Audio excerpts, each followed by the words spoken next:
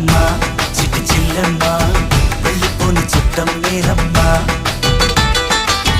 అన్నలోని ప్రాణం నువ్వమ్మా, చిట్టి చెల్లెమ్మ ప్రాణమైన చెల్లిస్తానమ్మా.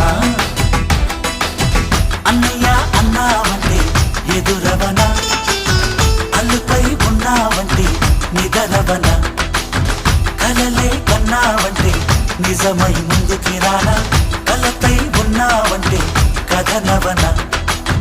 అమ్మలో ఉండే సగం అక్షరం నేనే, నాన్నలో రెండో సగం లక్షణం నేనే.